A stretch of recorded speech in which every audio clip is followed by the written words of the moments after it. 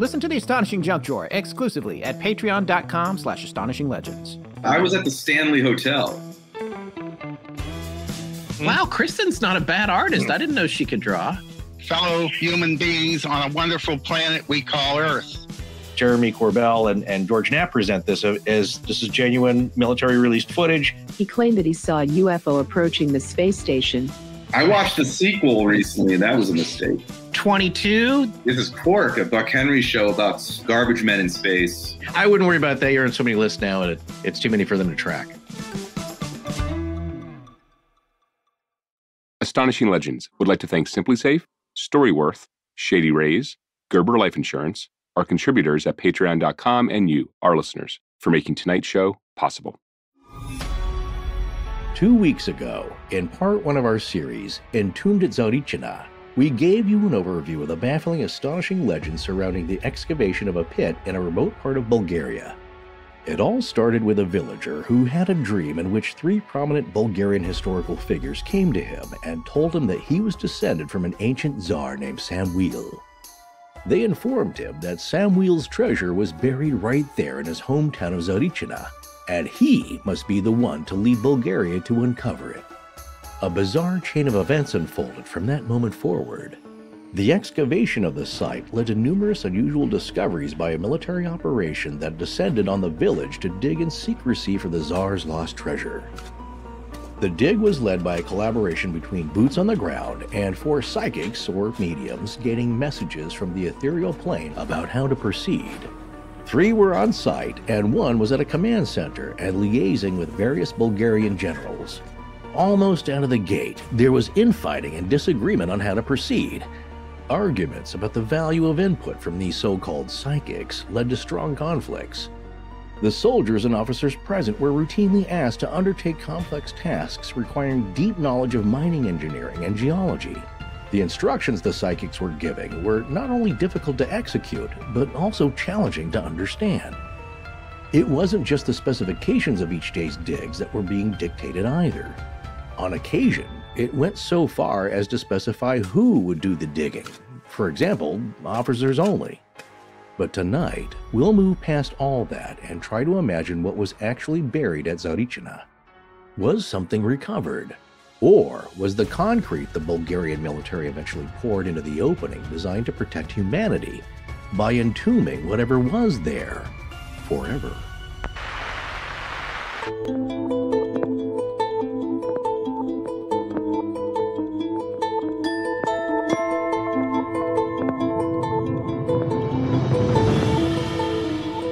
Welcome back to Astonishing Legends. I'm Scott Philbrook, and this is listener Nikolai and Forrest Burgess. For us, entering the hall was much more than a curiosity. It was an exciting moment, a mixture of fascination, joyful thrill, surprise, and a negative feeling from the twilight, a lack of oxygen and sinking into an abyss in which your ears fade. I would compare it to something like Journey to the Center of the Earth. Dmitry Statkov in his article for the Bulgarian newspaper Blitz. Join us tonight for part 2 of our series, Entombed in Zaurichina. And we're back. That we are. We keep coming back like a bad rash. For which there is no unguent.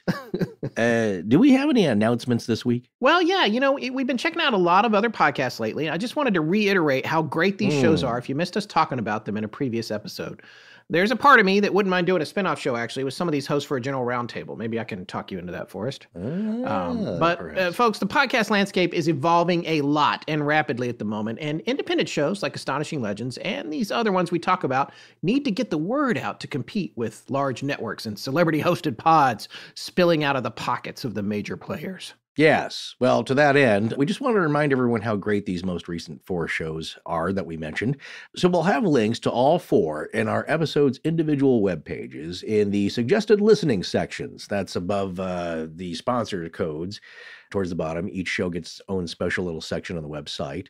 Well, the first is Everything is Creepy, hosted by YouTube content creator Lauren Z. Side and her husband Bobby. Yes, that's a great pod. Also look for the Talking Heads review hosted by Adam Thorne and Sean Houlihan, as well as the spooky Let's Not Meet hosted by our friend Andrew Tate, which we both just appeared on. And finally one we'll be talking more about in a bit tonight, Minds of Madness. Oh, man, I love this show. Tyler, the host, is like us. He came from sound editing for TV and film, so his production value is top flight, and he has a truly amazing voice and delivery. And on top of that, Minds of Madness has been supporting our show on Patreon 5.5 years. So more on his show later tonight. Hard to believe. Yeah, they're also in our Facebook group, too. So that's something. Well, look, folks, if you're looking for some new pods, find and subscribe to Everything is Creepy, the Talking Heads Review, Let's Not Meet, and Minds of Madness, wherever you get your podcasts. Support your local indie shows. Oh, and one other quick thing. I'm going to see our friends ska punk band Hans Gruber and the Diehards May 9th at Motorcade in Winston-Salem. We inspired a song they wrote about black-eyed kids, believe it or not, and they were in town, so definitely going to check that out. All right, that's almost it. Oh. Yeah, we have one more thing to mention. Oh, I was hoping you'd forget about that. All right, hold on 1 second. I got some green tea here. No, do it now. Go. Monster Fest 2023, Friday, June 2nd and 3rd. Friday. Yeah, June 2nd, and then all day Saturday, June 3rd, too. Oh, yeah, we have to say where this is at. The DoubleTree by Hilton in downtown Canton, Ohio. And when again? The first weekend of June 2023. All right, folks, plan your travel now because we'll be at this full-day event with vendors, artists, and guest speakers. That's on the 3rd there, including our friend Rich Haddam. Hey, guys, it's me. I can't wait to see you in Ohio. I think it's going to be a lot. Richard Haddam. And Jim Harold. Jim Harold. So, okay, yeah, we're even trying to put together a fan meetup with Jim, too, if we can secure a venue for that Saturday night, the 3rd. A meetup. Okay, I think we're good on the hype. Okay. So, folks, if you've got the time, we've got the place. Small Town Monsters, Monster Fest in Canton, Ohio. Tickets are available now at the Small Town Monsters website and Facebook event page. There will also be tickets at the door. It's family-friendly, and children under 12 will be admitted for free. They're also premiering a new Small Town Monsters film, On the Trail of Bigfoot, Land of the Missing. Bigfoot.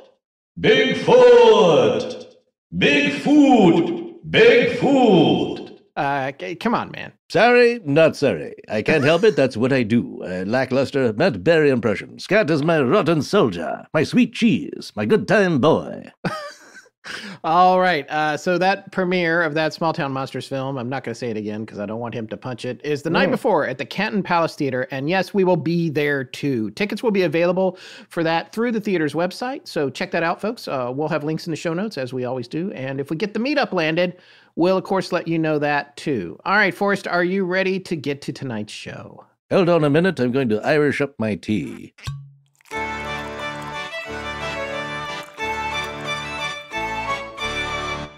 Well, this story seems to have struck a chord with a lot of people from all over the world. We got a lot of interesting emails right after part 1 there. People love mysterious holes. And I'm not even joking. That's just it. No, I was thinking about this the other day. Philosophically, I always think about this. Why do we love the mysteries we do and which ones? And anything below the dirt, anything in these massive realms of which, in the reality and world that we occupy, the sky seems empty, but no, there's gremlins up there and they can hop on your plane at will. And there's spirits of the air. Some people believe there's all kinds of manner of invisible things floating up there. And now we got maybe Chinese balloons. I don't know what the heck those are. All I know is that several still have not been identified or explained thoroughly or satisfactorily.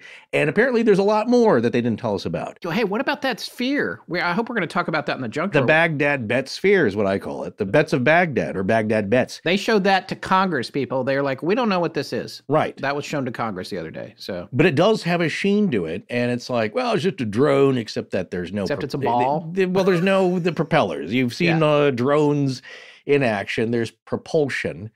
So it's all very mysterious. But my point is that you get beyond our atmosphere and space is mysterious. It's just vast, but it's mysterious. And what's under the water in the oceans is also mysterious. And of course, everybody knows that a very small fraction of it has been explored by us.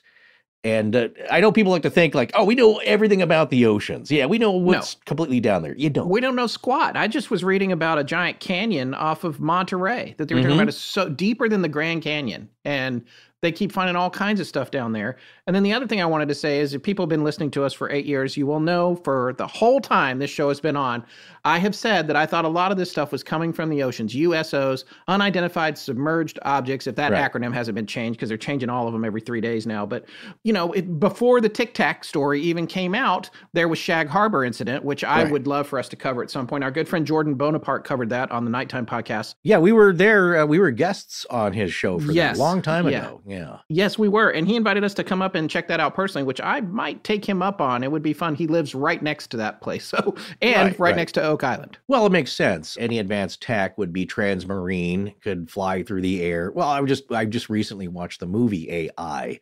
Okay. I haven't seen it in a while. Give it another shot because it's a lot more relevant and in context these days, I believe, because of recent developments and people. You'll also get to see what may not have been predicted correctly, but a lot of it is spot on, especially our attitude. Yeah.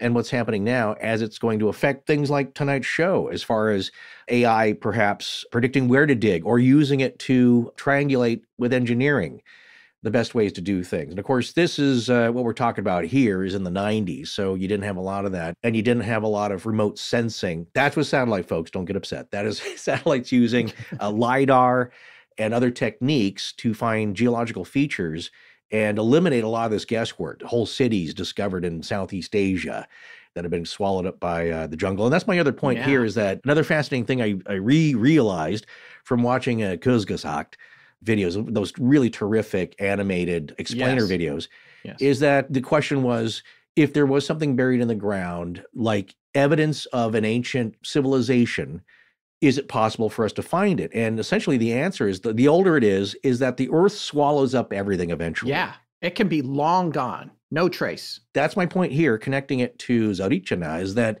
there could have been something down there at one point or stashed in what was a shallow cave.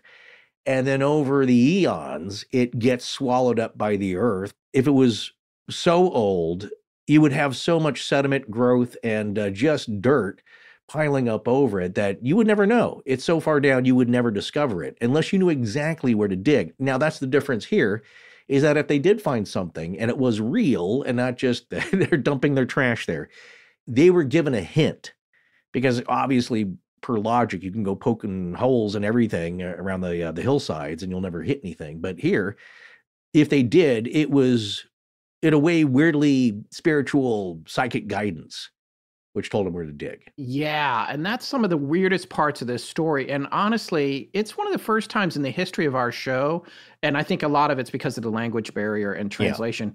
It's been hard for me to convey how weird the details of this story are when it comes down to the specifics of the types of communication happening between the psychics and these disembodied beings or intelligences or whatever. And we've heard and talked about for a long time on the show about people communicating telepathically with what they think are the Greys or other disembodied aliens that they're not even sure what they look like, but they're getting these messages from them. And there's even stories like one we mentioned before from that book called Above Black, which was the guy who said that he went to a base and into a trailer and communicated telepathically with these beings who just gave numbers to him, which he then had to write down and pass on to his superiors. And he couldn't take a pencil and paper into the trailer, and he couldn't take one out. So then he started trying to memorize the numbers. And when he got out, he decided they were coordinates, GPS or latitude and longitude. And so it's a fascinating book. But the point is that idea has been around a while. So now we're looking at what's happening here. And that's essentially what these folks are saying is happening. But there's another component to these interactions that I said is hard to convey. So if you're new to our show or you haven't heard our whole back catalog, what I would say to listeners who want to really understand the complexities and confusion of the communication between these Bulgarian psychics and whatever these beings were that are telling them where to dig is to listen to our series, The Vertical Plane. I think that best captures the confusing messaging and the warring factions because the voices are fighting amongst themselves. Right. Who's in charge? I'm leaving. I'm coming back. There's all this weirdness.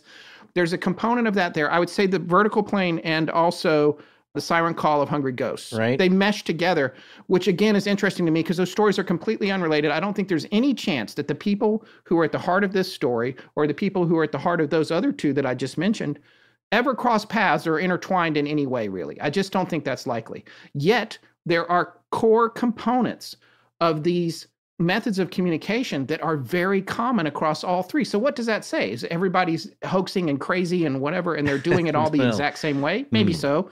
We're all 99% similar genetically, but it's really fascinating too, because the thing that's happening with these voices that are talking to the three psychics who are coordinating this dig is they're arguing, and they're giving them these really specific instructions about what to do. Like, go this way, 3 degrees, make this 1 meter wide and 1.5 meters tall at a downward angle of 4 degrees. They have to do this with every dig, has this really specific engineering call. And it's complicated, and you have to wonder if you believe any of this at all. And I don't know how to say that in Bulgarian. We'll need to ask our friend Nikolai. Nikolai, I'm going to get you to do that. If you believe any of this at all, I want to hear it. So my question is, if that's what's happening, is it real data, or is it designed, is it part of the trickster in the paranormal? And then you have Colonel Svetko Kanev, who wrote the book, The Zarichina Phenomena, which we've referenced several times. And one of the things that take away from this book, and also from the psychic's point of view, this had a contact-like element to it. Now, and we bring up contact all the time, which is, I get sick of our own references coming up over and over. But it was this idea that this complicated gateway, and if they don't make this approach just right, it's not going to work. But if they do it right, they could be connected to infinite galaxies and universes and other planets where there's a lot of different locations where this exact kind of gateway exists. And that's why it's so important that you do the exact right thing and follow the steps to the T, because if you don't, you're not going to be able to make that connection. The phone call is going to be a dead end. It's going to not work out. So all of that stuff, it's hard to convey because we can't translate the Bulgarian very well. But when you read a big section that Google has translated of Bulgarian to English, and a lot of it's word salad, you can still get the through line. And that's the through line of what's happening, is that there's a lot of complex messaging going on. And I think I've conveyed what I meant to say, even though I probably didn't do it very well. Well, there's other things you can think about as far as the directions. And of course, in the book, they haven't relayed all of them, other than the path, as we said in the beginning, is a little like the Pukios, Nazca, the Ojos, and that the path is spiraling down, not converging at a point, but it's a spiral downward path. It's not just a straight shot. So there's a reason for that. And if you wonder about the mandate from the beyond that only officers could dig in this certain spot, I was thinking about that. It's like, is that not classist, I guess, but it's like, are they going to take more care? Is it something like an echo of past human history where only knights, nobility, somebody who's taken an oath, somebody who's been anointed could touch this? Is there some sacred part of this that the lowly folk shouldn't be poking around in it? Or is the trickster trying to make the higher-ups get their hands dirty on a fool's errand? Right? If you believe any of this at all. I mean, it's... Right, it could be a prank, and then somebody by, hey, you monkey, dance. You with the bars on your shoulder, or the stars on your shoulder. We want you to do the dancing or the digging here. So, who knows? Like I said, this is sometimes things that don't make sense, and it didn't make sense to them either. They just proceeded to do it for as long as they could until it got too expensive. Well, that's the overall story. Was it the tragedy that swallowed millions? And I think, as it translates in the journalist's account, which is in Bulgarian, but we have the link, and you can, like I said, use Dimitri Google Stotkov. or right. You could, right, Stotkov. I reached out to him on Facebook. He did not get back to us. Here's the other thing, is that we have not received permission yet to use some of those photos. No, and that's something I want to say. His photos are unbelievable. They are just, I mean, they are of the time. They were there. That's contemporaneous. There's the soldiers. It's not stage stuff. It's not stock footage. These are shots of the excavation. So we'll have links to those. You can go to his pages or the other pages where they've been published and look at them. We can't personally share them without permission. If you want to see photos of what this stuff looked like, at least as far as what they could show him, and again, he brought one or two or several photojournalists with him on these trips because they knew they had a story. As he reported, is that they put a lot of work into the newspaper project they're working on called Night Work. Again, terrific name. One of those scenarios where they were sleeping in the newsroom, as he says, with their shoes on. And it was his, from the translation, it seems like he was the assignment editor, and they didn't know what to put on the front page. It's like, we got to get a story. Come on. And then so he knew the head of the investigation department for the Bulgarian military, and he gave him the lead. And that's what they went and checked out. And even that guy didn't know. Because he had a vacation cottage in Zarichina. And he was like, you know what? Guys have been out here for 2 years digging a hole.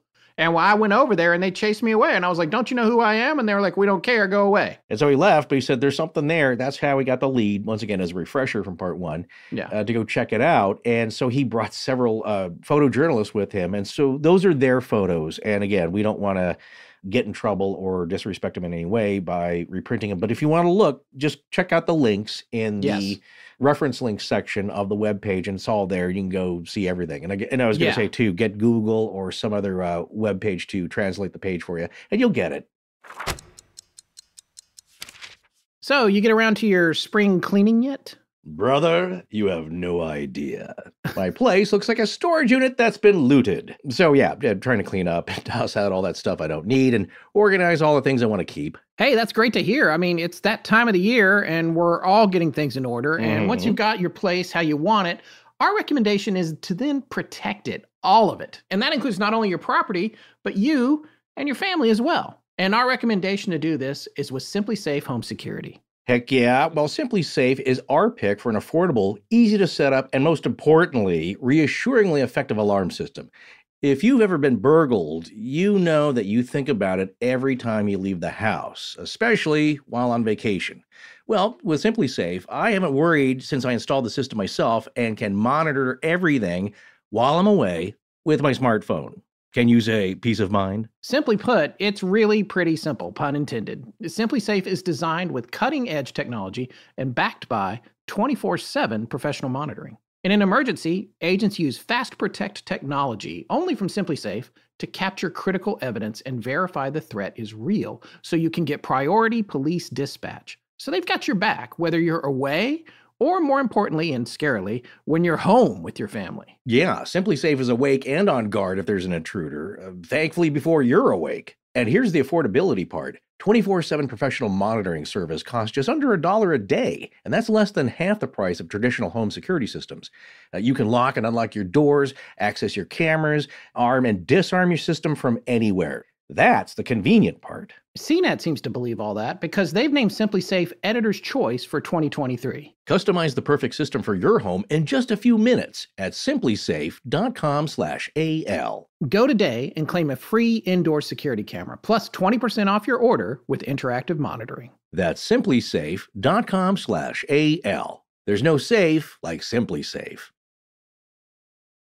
Hey, you know Mother's Day is right around the corner, so that reminded me to ask you, have you ever heard a story from your mom that kind of blew you away, like something you'd never have expected? Actually, yeah. Yeah? I think my bio points this out on our website, but I was basically born in Death Valley. My dad was an engineer at China Lake Naval Base at the time, and I guess we lived there until I was 2 or 3, not like I remember it, before moving to Denver, at which point my parents split, mostly amicably, but that's another story. The thing I found out from my mom a long time after that, a long time, like when I was in college, was that she used to wait tables at the base, and apparently she wore a miniskirt to work, brought drinks to naval weapons researchers. That was a freaking shocker. Okay? She is not the miniskirt type, let me tell you. I can't even imagine her waiting tables, frankly. But hey, she was in her 20s. It was a different time. But, you know, I don't know. It's crazy to think about her like that when she was so much younger, which all our parents were. And I guess all her stories are going to fade away one of these days. I wish I had more of them recorded. But that's why we should all be asking our older relatives about their stories before it's too late. And that's what makes Storyworth such a thoughtful and important gift, because we all have stories to tell, especially the people we love who've lived a lot of life. So Storyworth couldn't be more perfect for Mother's Day. That is so true. So for anyone who wants to make Mother's Day special this year, Storyworth makes a really heartfelt present that shows them you care, that you're interested in their experiences and the life they have to share, and most importantly, that they're special, that they're loved and cherished. Yeah. And it doesn't just have to be for moms. It's great for anyone that should be recording their experiences for posterity. Indeed. Well, Storyworth is an online service that helps you and your loved ones preserve precious memories and stories for years to come. It really connects everyone to those who matter most. And the way it works is that every week, Storyworth will email your loved one a thought-provoking question of your choice from their vast pool of options, or you can pose your own questions. Yeah, I've always wanted to ask my mom to tell me what it was really like when she and I decided to move from Denver to North Carolina, driving across the country alone in a rental truck when I was just 9 years old. I can't wait to hear about that one. Well, okay, so then after 1 year, Storyworth will compile your loved one's stories, including photos, into a beautiful keepsake book that you'll be able to share and revisit for generations to come. Yeah, I'm going to make sure my son reads all his grandmother's stories so he can ask her about anything he wants to know more about while there's still time. I know we're all going to treasure it for generations to come. Well, that book is going to be amazing. But the journey there will also be a gift itself. I'm hoping to hear more about my mom growing up during the Korean War. She was 9 years old when it started, and it made quite an impact. Oh, man, that's quite a history there. Well, give all the moms in your life a unique, heartfelt gift you'll all cherish for years. Storyworth. Right now, for a limited time, you'll save $10 on your first purchase when you go to storyworth.com/legends. That's STORYWORTH.com/legends to save $10 on your first purchase. Storyworth.com/legends. This is Will Eskridge. Thank you for listening to Astonishing Legends. Let's get back to the show. So going back to the origin of the idea, what was the first thing that folks thought this was? We go back to the Tsarichina resident, Dmitry Kikimyanov, who is the one that had the dream, and in the dream, the three prominent figures came to him, Vazov, Rakovsky, Levsky, all four actually, because I think Botev also, they all appeared to him. And these are big figures in Bulgarian history. We talked a little bit about them in part 1. You can go back and check that out or Google them if you want. They're all easy to find. These were hardcore dudes. They were leaders of Bulgarian revolutions, famous poet, that sort of thing. They came to him in the dream and they said, hey, you know this already, because he already theoretically knew that he was a descendant of the Tsar Samuel.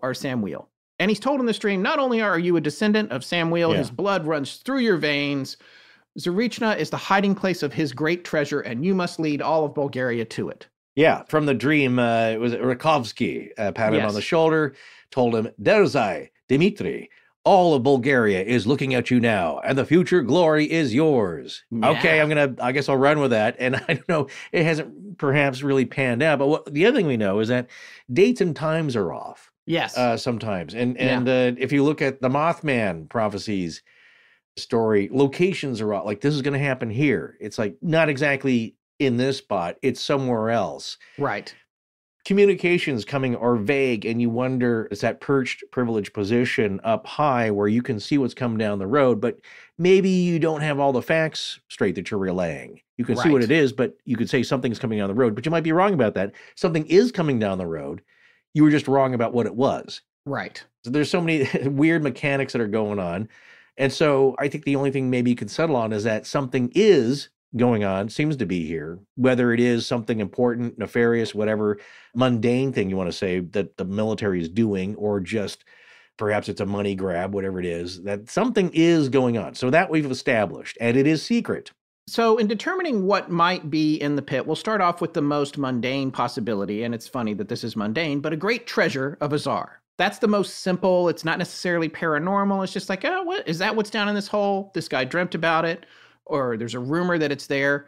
What is this idea about? I mean, could this be a possible origin for the village's name, Tsarichina? Could it have something to do with it? This is where he hid the treasure. Right. By the way, the part of Tsarichina, it's broken into different little sections, is called Queen, this little area, I guess. It's unclear because we don't know the backstory. Neighborhood. It's just kind of an assumed thing. But in the account from Kenev's book, in one of the 4-part online series that we've mentioned the first time here, posted online on the ForgottenBulgaria.com website by Vilian Stefanov, there is a little explainer here, which I had made a note of to mention, because we were talking about, there's other towns that are named similarly, and they thought maybe it could be for the big Tsar and little Tsar, meaning the father and the son. Oh, right.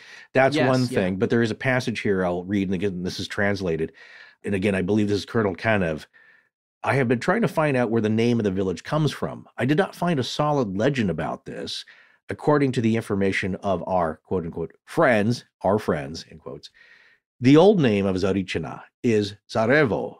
So there's Tsar in it. Again, that's like an emperor. Which sounds like Sarajevo, by the way. There are connections there. And I think we did mention in part 1 the difference between an emperor and a king. An emperor is like the chairman of the board, where a king could be like a CEO of a part of a company. And a Tsar is an emperor. Yes, Tsar is more of an emperor. So they're closely, yes. An entire region, an empire, could contain several kingdoms. They're like the local managers. So we all think here in the U.S. States, like king rules everything. It's like, well, but then there's of that.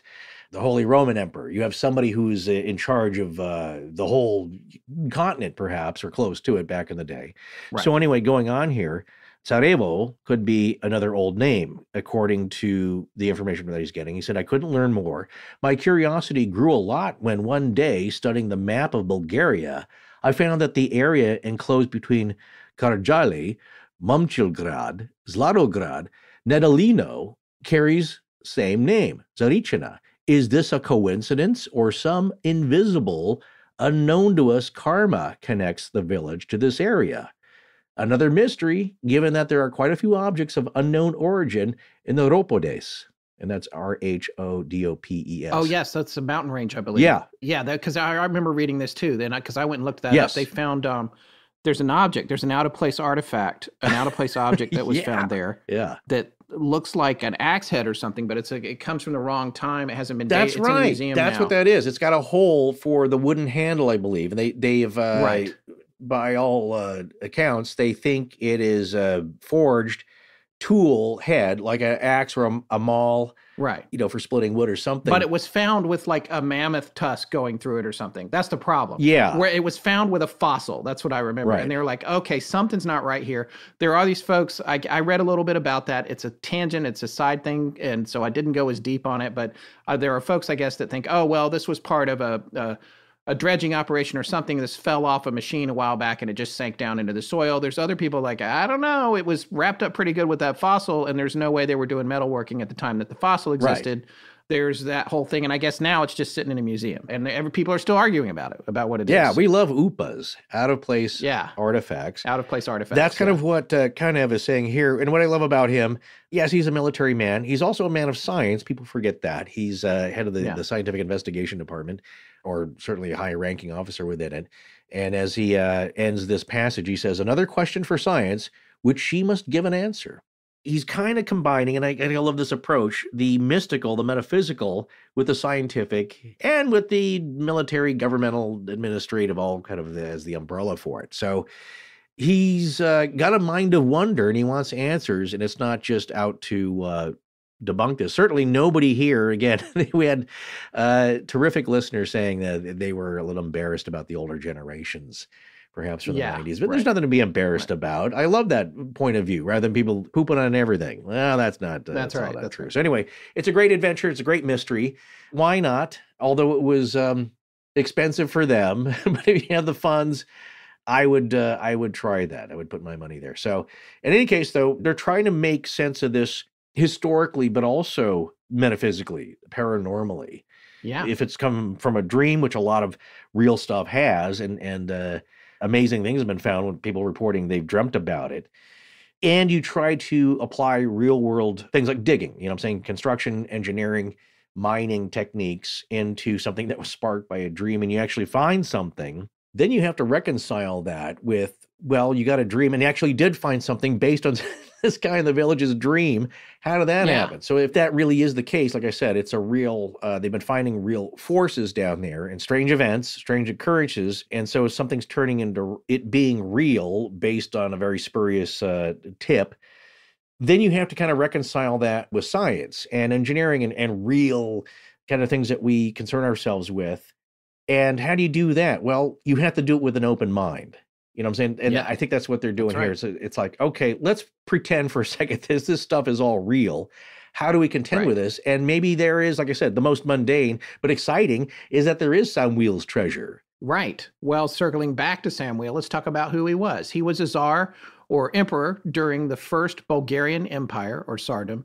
At this time, this was a huge territory that ran from the west coast of the Black Sea all the way almost to the Adriatic, encompassing modern-day Bulgaria, Romania, Bosnia and Herzegovina, and up to the north to cover what is today Hungary, Moldova, part of Slovakia, and part of what is now southern Ukraine. So, I mean, this was a big chunk of land. Yeah. It was founded in the year 680 or 681 AD, and during the Middle Ages, it was a cultural center for southern Slavic Europe, and it existed until 1185 when the Second Bulgarian Empire was established. And here's what's interesting, too. It was pre-Christian until the year 864. In the year 997, Samuil of Bulgaria became the Tsar. He reigned from 997 until his death in 1014.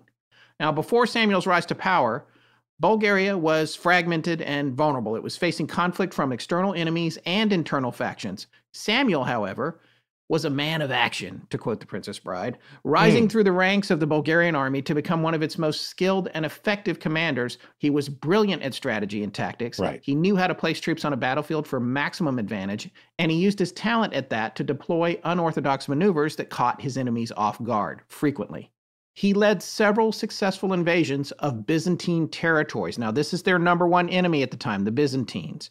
He waged war against Byzantium for over 20 years, at times overwhelming the empire's vastly superior military might.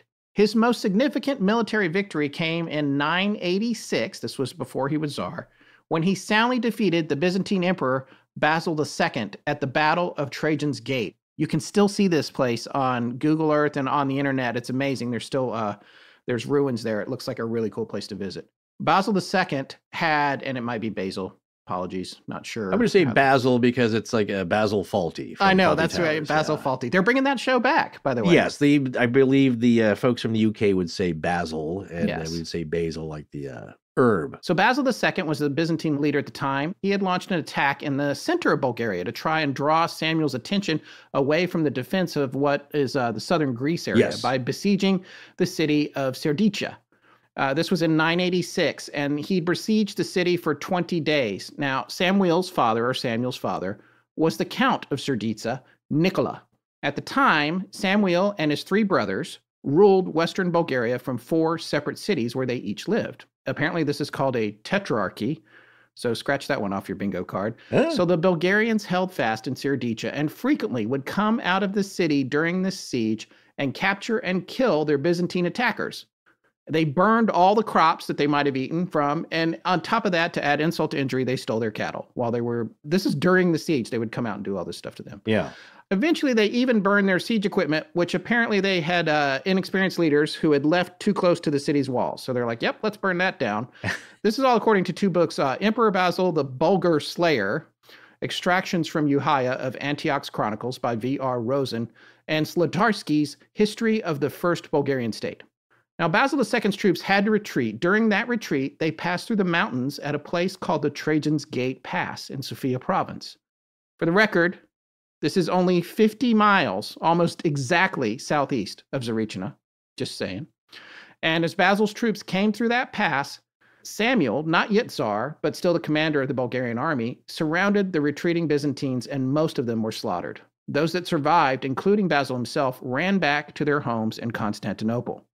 Notably, it was at this point, to add insult to injury, that Basil II's personal treasure was captured by Samuel. So that's at least one personal treasure taken from the leader of the Byzantine Empire at this place 50 miles southeast of Zarichina. I just want to point that out. Well, yeah, we mentioned in part 1, when you become the leader, like there's spoils. That's right. And you start to pile them up and collect them. And then you got to stick them somewhere where only a few people know where it is. And you trust them not to dig it up. It's a little, we were talking about the Pirates Co-op, which people think it was at Oak Island, which apparently it did take place for real in the Caribbean. And I can't remember the island, but it was a bay where it was honor among thieves, a pirates agreement. We're going to use this kind of as a bank for the booty. No one to touch this, or there'll be severe penalties. Got to have that booty bank. But I wouldn't trust a bunch of other pirates. No. Or people that usurp you, especially during these times. You didn't live very long. Right. And you wanted to be able to enjoy it, or at least your family line. You probably figured you were going to die, but you wanted it for the kids, right? Yeah, just squirreled away. And of course, you got to leave instructions, or no one's ever going to find it again. But my point earlier is that these realms of under the earth and all around us are very mysterious. And again, that's where treasure is found. That's what captivates us, I think, and has since then. And certainly Kakemenov here in his dreams, like, that's a pretty good lead. I'd maybe go check that out. I mean, I'm not going to afford to be doing the digging, but it's a good story. It's a good story. So keeping that in mind, that Samuel was able to take Basil II's treasure, and also that battle at the gate was a turning point in Bulgarian history, and it helped solidify, at least at the time, Samuel's hold on power. But In the years following the battle, Basil II recaptured much of the land he had lost to Samuel over the years.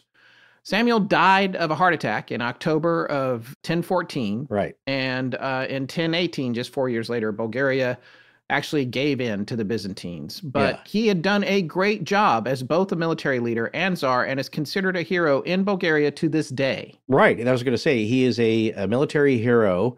Yeah. And as a good sign or proof or evidence that he knew what he was doing. And it's not easy. As soon as he died and the subsequent leaders came in, the whole place fell apart. Yeah, that's right. That's right. They just lost it. Yeah. None of the people that came after him could accomplish even a percentage of what he had accomplished, both militarily and in terms of diplomacy and government management. He apparently was great at all of that stuff. It's very rare that you get a hero that comes through and again is good on all these aspects. So it's very likely that this legend, if it's just that, and let's not say it's a portal, we're just going to say it's a buried treasure, a kingly ransom here. That's worth looking for. And again, it's just historical. And also, figure if you're the Bulgarians and you're in the military, it's like, look, we need something that is going to bolster national pride because they occupy a tremendous part of history in the world, in that region at that time. Right. And again, this is right at the collapse of communism as well. Right. So there's an identity crisis for a lot of these countries and the people working in the governments. I was going to say, it's a little bit like, it made me think, again, this episode's really sparking a lot of connections to other shows, but the Beast of Gévaudan in France at the time, after the 7 Years' War, them needing a little boost to their morale. And it's like, look at what we got. Yeah. And so here, the story sounds good to everybody. Well, even though Samuel wound up losing in the end, he had won many times before that. And here's the question then. Did he take the treasure? Did he take that treasure, or did he have other treasure? Of course he did. In all those years of winning all those battles, he had spoils, as Forrest just said. We didn't go deep enough into the history books to know what happened to the treasure he took from Basil II, or what other ones might be missing, and it may not be documented. After all, Basil wound up winning in the end, and Samuel died. He may have recovered whatever treasure was taken from him. Who knows? But what if? What if it's still out there? And what if Tsarichna is Tsarichna because the Tsar buried a treasure there? Of course, that seems like a dumb idea to name it, Treasure-Richina, my Treasure-Richina. So, well, look, how many places? Yeah, I mean, look, Queens, New York, the borough, or Kings Canyon. Like I said, that's a common name. I don't think it gives anything away. True. Plus, this village is, is described by the journalist, 80 to 100 people max, one pub. Yeah. Called The Hole, by the way. Yeah, a thrice daily bus. And in the winter, it didn't often come because the roads are impassable. So you're kind of stuck there. I want to go, by the way. I'd like to go have a beer at The Hole. Well, when the weather's nice. Yeah. And it's a good place for the retirement cabin. Yeah. But there's not a lot going on there. So that also leads to another theory. The government is using this cover story to plant something, not discover something, put something away that they don't want people poking around at. And so they concoct this crazy story to scare people from poking around. Could be. Again, if there is a treasure there, whether it was Basil II's or just general ill-gotten gains, it would be worth a great fortune in modern times, not only financially, but historically, archaeologically, and in terms of history for the country of Bulgaria. So you have to know, as brilliant a tactician as Samuel was, you can bet that if he saw defeat coming, which he would have seen it coming, he would work, as all failing leaders throughout history have done, to squirrel something away for his future generations, or maybe the chance that he might live to fight again if he needed to bankroll it. Look at the KGC. So maybe that's what the military was up to. We don't know. That's the first idea we wanted to start with tonight. Is it just Samuel's treasure, like Kikaminov dreamed about? All right, so invariably when this story comes up, people talk about Baba Vanga. First of all, it's the most fun name to say in the world, Baba Vanga. It's just grandmother. Yeah. Grandmother, yes. Grandmother Vanga. Baba Yaga. So anything after Baba is usually a fun to say name. Yeah, exactly. But Baba Yaya is a terrifying iteration of that. But also, like I said, grandmother. So it's a sign of respect. Right. But also perhaps a warning. This Baba Vanga, she's very nice, though. She's a very nice. Sweet person and a national hero. Yes. And again, if you look her up and you're of a certain age, probably within a decade or so of us, you'll probably recognize her because she was a big deal when she was still alive. Yeah. But she was not part of the original team that was involved in Zarichina. She was brought in later by Eli Laganova, who was the lead psychic for the job. And remember, you might not remember, but in part one, we talked about how Eli Laganova was involved because she was married to a colleague of the defense minister at the time. So that's how she got into the project and how it all got off the ground initially. The chief of staff was convinced by her. And again, we will get to this. I know people are still rolling. Their eyes are sore from rolling from part one. But what we're saying here is that whether this is a ruse or not, and if it was, then everybody had to be in on it. And if that's the case, though, it was the chief. I mean, we're talking like the Joint Chiefs of Staff, perhaps. Yeah. You're talking about the Chief of Staff. And this Eli Laganova was the wife who claimed contact with some ultra-terrestrial. Right, that have access to all knowledge. Access to all knowledge. And I'm not saying there's any connection here to the Germans in World War II and the High Staff Command and all you folks that are into that already know about all that. But it was the wife of Goebbels, I think, who was really into, that's where it got mystical. And she had a lot to do with convincing and instilling that into the Hitler high command there, which got really strange. This is a different thing. Yeah. This is just a few months after Bulgaria decided to part ways with Russia, of course, after the disbanding of the Soviet Union and the funding stopped. That's a big convincer. It's like, well, if you're not going to pay us, we're going to go on our way. But it dropped them into a huge economic depression, the worst ever in Bulgaria, because now their economy's faltering, which is also part of the scenario here, because people get real tribal. It's like, well, let's just rip off the rest of the coffers before it's all gone. Right. Because the pay for the average soldier, it's almost like they're working for free. Yeah. We're going to talk about that in a little bit, but they're not getting paid. They're all tightening their belts across the board for the whole government. Perhaps this is some trying to grab what's left, or this could be a huge solution. Like, look, if we can find a cache of gold that's maybe $100 million or 100 million lives, like that'll help out. Because it's also a national find. It's not just some dude and now he's going to hoard it. Right. So it's either, like I said, you see several different scenarios playing out here. But getting back to Laganova, one thing that I wasn't really clear until I reread the story. She was in contact with these ultra-terrestrial consciousnesses. That's a lot of assesses. Yeah. Several beings, but she was drawing all this out, and I didn't fully get the scope of it and pay much attention to the drawings until I started examining them closer. And that is some Voynich manuscript kind of stuff. Yeah, there's a complex language, and I do want to give some credit to a Reddit poster named Slavic Indo, Slavic-Indo. He and I have been in touch. He gave me permission to reference some of the stuff he posted. He speaks Bulgarian. I'm not sure where he lives, but I think it's probably in the region. He did mention that she had over 1,000 pages of notes, and these characters that were in there was 900 different characters that repeated in the notes. Yeah. And it wasn't a language that at the time anyone recognized on Earth. They couldn't figure out what it was. Okay, yes. But here's the deal on that. It's all these very complicated pictographic like characters. They look like hieroglyphs, in a way. Yeah, that's the thing they most closely resemble. I think. So what you can do is, if you can't crack it, at least the Bulgarian scientists at the time, the linguists, figured out that by the repetition and pattern of the characters, that it was some kind of language. It was just foreign, and it wasn't like any existing language. But again, by the pattern of how we write, as humans, we know the different patterns. That's why the Voynich manuscript was very hard to crack, unless you were missing something like punctuation. It didn't have any punctuation. And sometimes it's very hard to crack. Same thing with the Somerton Man and the code that was in the back. Right. It was very hard to run models. It takes a huge amount of computing process. But in this case, you can track over 900 different characters and see that they repeat. It's consistent with the pattern of language as we know it. We just don't know what language it is.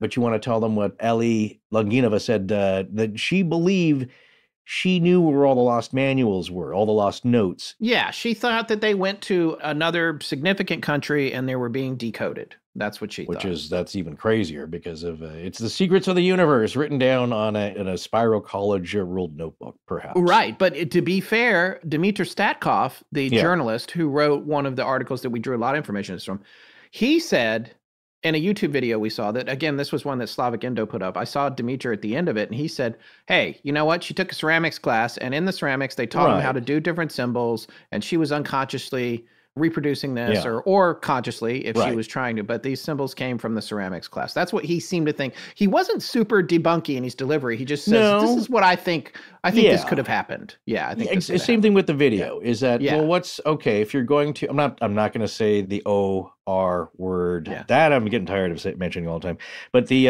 if you're going to take the more believable path, let's say, because it's not about simplicity here, it's about believability in a very mundane, rational sense. Like, well, okay, it's not all this other stuff. It is something that, like I said, she may not have been aware of it.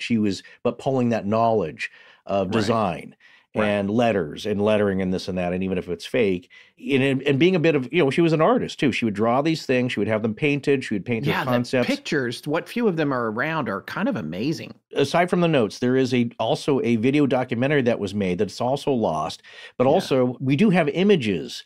But as you mentioned just a while ago, the diagrams in Contact, the movie, is that you can have some pages of it, but it doesn't make sense if you don't know how to lay them all out, right? Right, how to put it together. Exactly. It doesn't make any sense. So, but we're talking about, like, I was, again, taking a closer look at this now. You'll see an image like a human figure or humanoid in some kind of chamber, beams of electricity or current or whatever going into it. They're little test tubes and diagrams of a nascent proto-human, perhaps, developing into something more. And what it reminded me of, just the nature of that, is if, again, our good friend Rob Christofferson may vouch for this, is that it looked to me a lot like the drawings of a contactee. Yeah. And what they report afterwards. Sure. And of course, that's what she was kind of claiming, is that there were these ultra-terrestrial types of beings. And I don't know if she was contacting them or in communication with them telepathically. She'd not been. Right.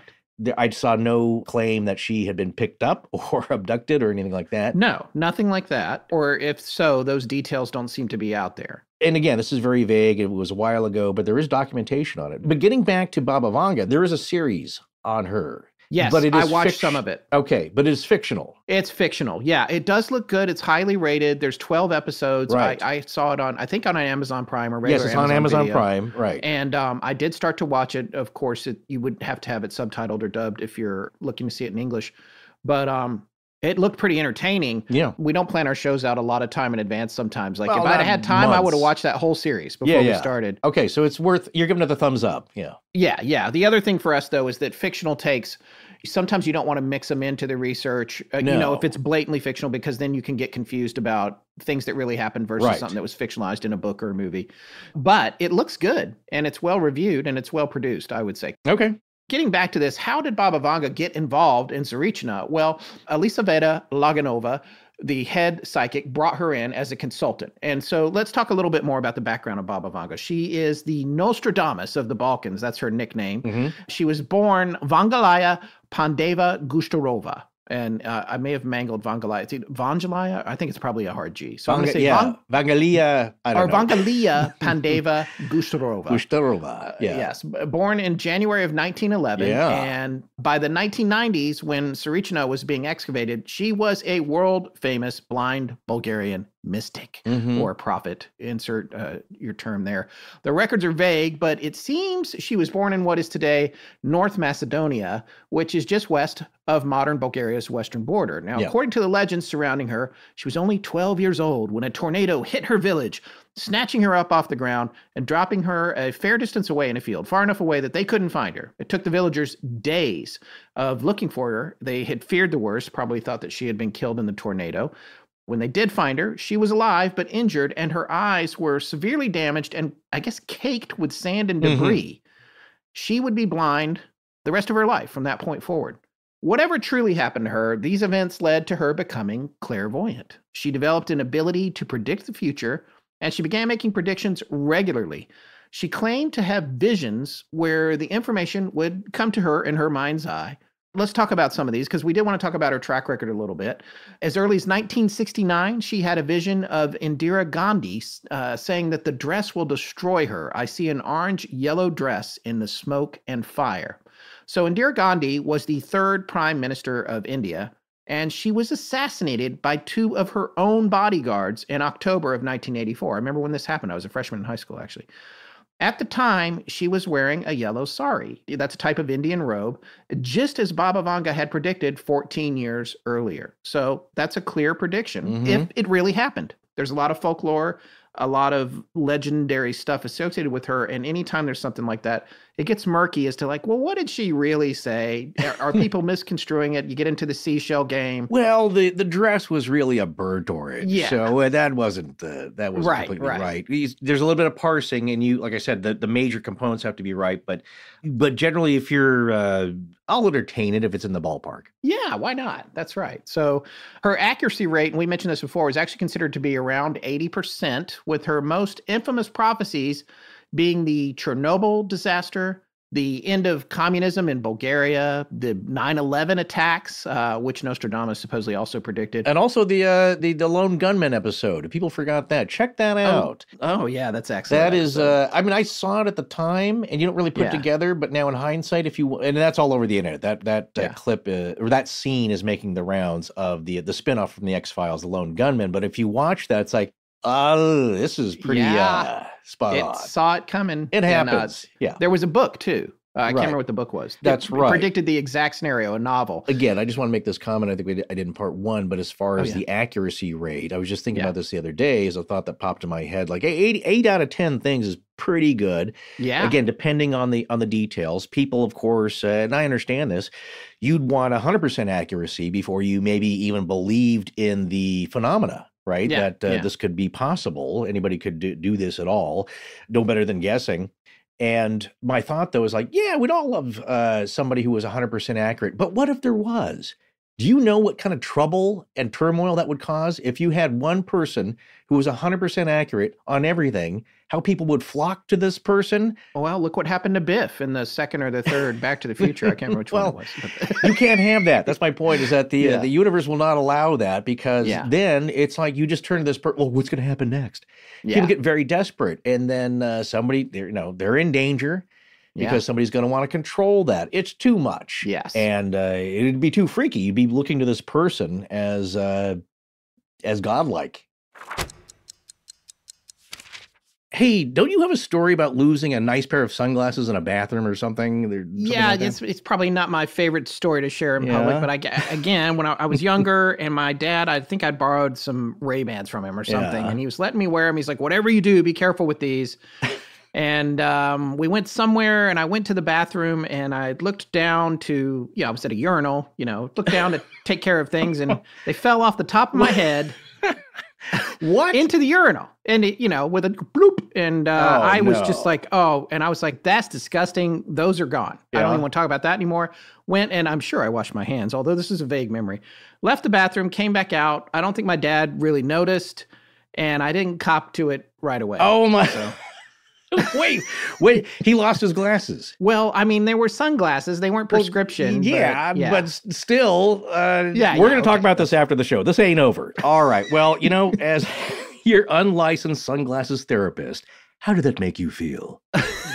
Well, you know what? I felt terrible in the moment, and for many years afterwards, especially that he was going to have to replace those expensive sunglasses, because I didn't have any money. I was like a little kid. So, right there. That's my point about spending a lot to repair or replace anything, especially sunglasses, or as some would call it, throwing good money after bad. Okay, see, to me, it's not like after spending a wad of dough, you get something new or better. You end up spending a ton of money just to have what you started with in the first place. Oh, I get you on that. And that's not what you get with Shady Rays. You'll never have to worry about losing or breaking your Shady Rays ever, because every pair of Shady Rays is backed by their industry-leading lost and broken replacements program. Break or lose your pair the second you take them out of the box, they'll send you a replacement pair No questions asked, like were they on top of your head while you were looking down at the urinal? And honestly, Shady Rays makes high-quality sunglasses that are just as good, or in our opinion, even better than much more expensive ones. My eyes can't tell the difference, and Shady Rays are a fraction of the price. And Shady Rays isn't happy unless you're happy. That's why they give you 30 days to try them, and if you don't like them, you can exchange or return them for free. You can't beat that. And what's better than getting one pair of Shady Rays and not worrying if you break or lose them? Getting two. Go to shadyrays.com/astonishing and use code ASTONISHING. And for a limited time, when you buy one pair of Shady Rays, you'll get a second pair free. That's SHADYRAYS.com/astonishing, code ASTONISHING, to get a second pair of Shady Rays free. shadyrays.com/astonishing, code ASTONISHING. Attention all true crime fanatics. Have you ever stopped to wonder just how close you've come to danger without even realizing it? Every single day, we encounter countless people on the street, in the grocery store, at the gym, never truly knowing who they are or what they're capable of. But what if one of those seemingly ordinary people was hiding a dark secret? What if they had done something unthinkable or were planning to? The Minds of Madness is a weekly true crime podcast that dives deep into the criminal's psyche, covering the most shocking and disturbing cases you've ever heard of from all over the world. We're talking about ordinary people who do the most unthinkable things, like a feral Goldilocks-style intruder who left a disgusting calling card before embarking on a reign of terror leading to a nationwide manhunt, or a seductive ex who used voodoo and manipulation to always get what she wanted. The Minds of Madness examines the psychology of the perpetrators, trying to understand what makes them tick, while interviewing experts in forensic psychology and criminology, as well as survivors who fought for justice. I love this show. This is another one my wife and I listen to regularly and have for years. Like we said at the top of tonight's episode, Tyler has an amazing voice and delivery that just sucks you into the story. And on top of that, he knows how to tell it in a way that you can keep up. Some true crime stories get so complicated, but no matter how many details there are, Tyler tells it in a way that you can follow. It's one of my favorite podcasts out there. Whether you're listening on your morning commute or during your evening jog, The Minds of Madness will completely immerse you in the world of true crime. With gripping stories, insightful analysis, and unforgettable survivors' accounts, The Minds of Madness has everything you need to satisfy your darkest cravings. The Minds of Madness is available wherever you get your podcasts, or visit mindsofmadnesspodcast.com for more information. Forrest and Scott, thank you for supporting their sponsors. I'm Andrea. Now back to the show. Well, so here's what she said about 9/11, supposedly. The quote is, "The American brethren will fall after being attacked by the steel birds. The wolves will be howling in a bush and innocent blood will be gushing," end quote. There are folks that have interpreted the reference to Bush there as being George Bush. The wolves would be what he sent when he launched the military after 9/11 to go and find Osama bin Laden. So there's some references there, but that's her, theoretically, her prediction about 9/11. Twin brothers, Twin Towers. That's right. Steel birds, planes, the rest of Yeah. it. It is funny how a lot of this is, there is some poetry of sorts. Well, same thing with Nostradamus, the quatrains. Yeah. And to get the wording is important here. And there was another psychic, she was back in the 19th century, and I just off the top of my head, and she had again, you never do well with the predicting of the end of the world. And she was right about a lot of stuff, but I remember one, and I think this was in the Time Life books too, but like she had a famous line like, "The world will surely meet its fate in 1888. And it's like, it didn't end in 1888, but it's a nice round number, but we have something close here, don't we? Yeah. She also predicted that the 44th president of the United States would be a black man, which of course was Obama. And then we can't forget that she predicted the loss of the Russian submarine, the Kursk, in 2000 as well. Now, if you're old enough to remember this, it was world news when it happened. It sank in the Barents Sea, killing the entire crew of 118. And supposedly, in 1980, Baba Vanga predicted that in August of 1999, quote, "Kursk would be covered with water and the whole world will weep over it," end quote. She was off by a year. She was off by a year, and also people were like, "What do you mean Kursk?" It's like people thought she meant the city of Kursk in Russia, which the sub was named for. Right. which that would have been real weird because it's 330 miles from the nearest large body of water, the Sea of Azov. But in hindsight, they think she was correctly seeing the sinking of the Kursk, which happened exactly as you just said, 12 months after her predicted date in August of 2000 rather than August of 1999. Well, throw out that prediction then. So maybe, right? That's the whole, that's exactly to your point. Yes, but yes. Yeah. But she also said that Obama would be the last president of the United States. She was criticized for some of her other predictions that did not come to fruition, too. She thought World War III was going to begin in 2010, apparently. She said there would be major droughts around the world and water shortages in 2022. Well, that happened. The UK, Portugal, Italy, and some of France all had significant droughts. So did California. Yeah. Southern California, absolutely. She additionally warned of major floods in Australia and Asia, and 8 months of rain fell in 4 days in Sydney in July of 2022, causing a fourth flood for the year, which I think we all remember on the news. And before we move on, though, what about 2023? I mean, that's where we are now. I mean, we've got to look at that and see what she said about 2023, right? I mean, wouldn't it be crazy if we mentioned something in this late April 2023 episode that Baba Vanga said would happen, and then it happens later this year? Let's see. She apparently thought there was going to be a devastating solar storm or coronal mass ejection sometime this year. The last one we had was a minor one in February 2022. A big one, like the famed Carrington event, what we've mentioned a ton of times on the show, from 1859. If that happened now, that could cause blackouts around the world that might last years. Yeah. Like that much damage to infrastructure. It's the Great Reset. Talk about a reset. Yeah. That is might kill your cars, too. Anything with a computer chip. Well, if people don't remember, one interesting factoid about the Carrington event is, and one good thing is that they had telegraph then, and people saw electrical sparks dancing along the lines. It was so strong. Yeah, they were catching on fire. They were catching poles on fire because it was so, and again, it's invisible. It's not a break in the wire. It's not a short. It's just from the atmosphere raining down, causing that. The good thing was that there wasn't much electrical back then. So, you were already living by lamplight. The other thing about Zarichina is, just to show how remote it is, that they have electricity there, but no water pumping. The only water they have is through wells. And so it is but there might be something natural about the water. We were talking just an hour ago about why it's called Zarichina, and the legend is that as we said, I think we said in part one, the Tsar Samuel and his son used to go there for treatment.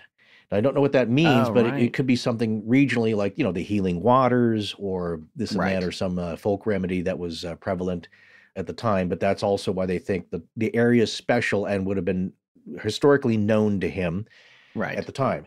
But in this case, so we were talking about a coronal mass ejection here happening, and then it's like Blade Runner 2049, where it's thick milky, the ball at the front desk there at the records. Is that you're going to have something will survive, but if it's horrible to think about, but maybe a little easier if we're all going through it at the same time. Yeah. Well, and that's the question. And it occurs to me, too, depending on how long it lasts, it's like how much of the Earth is it going to hit? What side of the sun is it on? It's possible it might be pointed in a different direction. It's possible if it's not very long, maybe it only hit part of the Earth, depending on how much rotates through it. Or I think a lot of times when these happen, they can happen for a couple of days. The bottom line is we'll know if it happens. So we'll know if Vanga was right. Back up your hard drives now. You got about 8.5 minutes. Well, once they determine that happened on the sun. Oh, right. Yeah, I have a backup hard drive that I keep in it's an old-fashioned lead-lined film container. You used to put your film in there, but I keep my, they do sell them. And they also have Faraday bags, which would maybe help a little bit, depending on how strong it is. But I figure it's better than nothing. But then you got a computer that you can, it's going to be like your Tandy computer for $5,500 that does 4 programs and no internet. Yeah, so that'll be down, but I guess it would be better than nothing. But that's one thing, a callback to our last topic is that Michael Faraday, you could have a Faraday cage in your home. Yeah, to protect you. And your cars. Remember, your car's got a CPU in it. That can get fried too. I forget the exact year, but it was when cars had solenoids. Yeah. Okay, if you watched War of the Worlds with Tom Cruise, that's why he wanted the minivan, because it was the year after that they start putting chips in, and it was a year car where you could replace the solenoid, it would work. Yeah, you need the older cars are better off. Yeah, you're right. So that's why some people have these Earth Roamers, they call them, and it's just it's an old GMC truck that is diesel and pre-chip. There is one other prediction for 2023 from her. She allegedly said the Earth's orbit would shift some this year. This too could be potentially apocalyptic. It can lead to extreme global temperature increases or decreases, as well as greater exposure to radiation. There are, however, things besides gravitational influence that can cause orbital shifts, though, like an asteroid impact, which, well, we know how that turned out for the dinosaurs. So smoke them if you got them, people. You will be smoked. I, for one, am hoping she was mistaken about these, like she was about World War III happening in 2010. Well, maybe the seeds have been planted for World War III. Well, that's what I was saying. That seems way more likely now than 2010. Slava Ukraini, but we digress. In Bulgaria, psychics were viewed with some skepticism in the early 1970s, but Baba Vanga's accuracy rate as a prophet and her growing fame earned her the respect of some high-ranking officials. Her clients included politicians, celebrities, and businessmen from Bulgaria and around the world. Her fame skyrocketed in 1994 when she predicted on Bulgarian national television that the country would have a woman leader in the future. And guess what? That happened in 2009 when the country's first female prime minister, Reneta Indzhova, was elected. She only served 100 days, however, and as of today, there hasn't been another woman prime minister since. So how did Baba Vanga cross paths with the Tsarichina dig?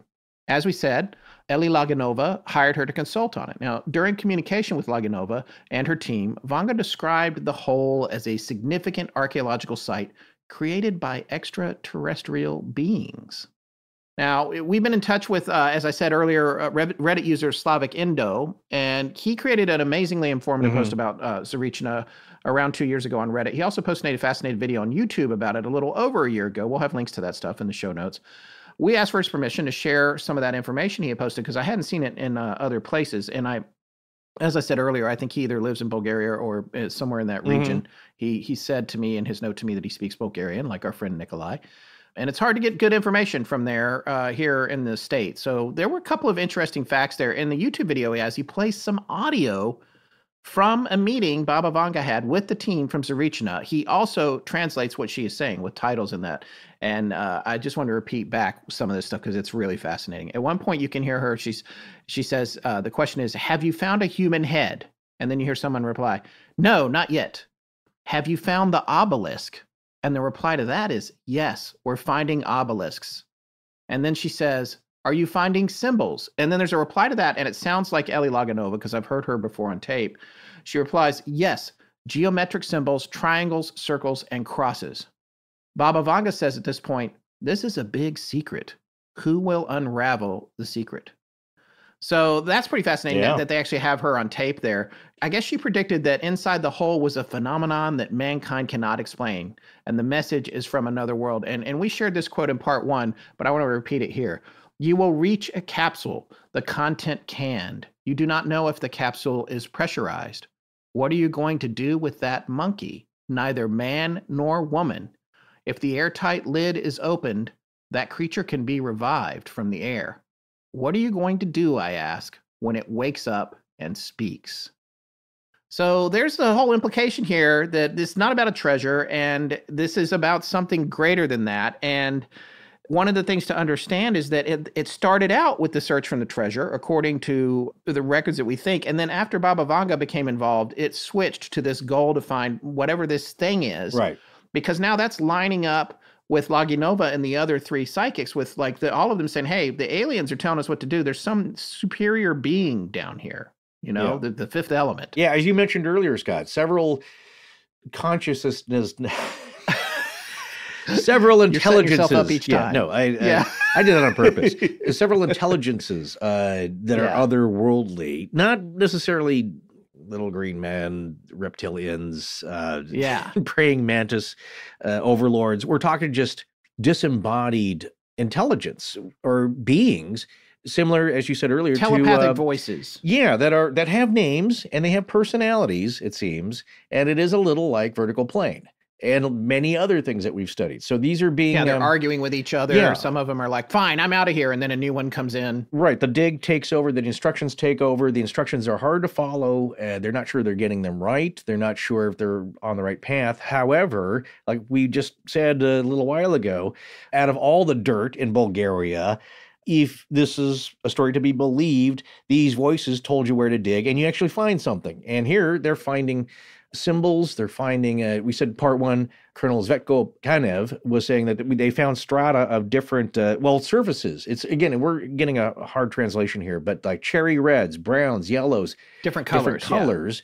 And this is his report that some geologists were saying, well, that's just different strata. It's like different chemicals, different layers. Normal geology. This and that. Yeah. However, he also claims that the dirt was very hard in the mine, in the hole, as they were working on it. Once they brought it out to the air, it softened up and got real doughy, which is weird. And then he had samples delivered to the chief of staff of the engineer troops, Colonel Boris Dimitrov, and they could not determine what the material was, what the dirt was made out of. And neither did the geologists and archaeologists submitted to afterwards, according to him, is that it was unknown material. Again, if you forgot from part one, people say, well, why are they digging with hand tools? Because the machinery, the excavators, just as a reminder, were not working very properly. Brand new, broke down. Here's the other word, the detail that I forgot, is that they said the operator, the guy working, was like, very lively, robust guy, very, socially, very social guy. Outgoing. Yeah. He looked like he was being electrocuted. He had these grimacing, he couldn't. When he was working the machine. Exactly. And as soon as he stepped out of the cab, he was fine. He was normal. If you believe this. And so I was wondering, it's like the word from the otherworldly beings, or the message was that, well, other things are preventing you from damaging something with the excavator. Right. They're concerned for what's being excavated. And that's the other thing that was described, is that they were reaching impenetrable barriers, and then they would get these very specific, precise, engineering-oriented instructions from these intelligences that came down through Eli Laginova about where to place the charges exactly, so that you could get past these barriers. And the underlying idea here is that you're getting instructions from the things that built this stuff. Yeah. They're telling you how to undo it because they built it and they know. And so if you want to unlock this door, here's the key. What if they were in, like I said, this material's unknown. It has different properties. It's physicality almost. And what if it was like Han Solo and the crew landing the Millennium Falcon, and they get out? It's like, this Earth is really weird. Like, this tunnel's really weird. Yeah, they're inside. And he fires off the worm. Blaster. It's like, it's rumbling. Like, get out of here. And it turns out to be a giant. They're inside of the mouth of a giant beast. And they also had the Minox chewing on the power cable. That's right. And so the idea, though, is that this is something, if they can't tell like what type of rock this is, maybe it's biological, or it's a different type of substance that they're trying to mine. Right. And we get into that, again, that whole idea of a portal or a connection or some kind of chamber that's designed to protect something that is far beyond our understanding and our technological ability. Well, getting back to Grandmother Vanga, tell us how and when she finally left this realm. Well, she passed away in 1996 at the age of 85 due to breast cancer.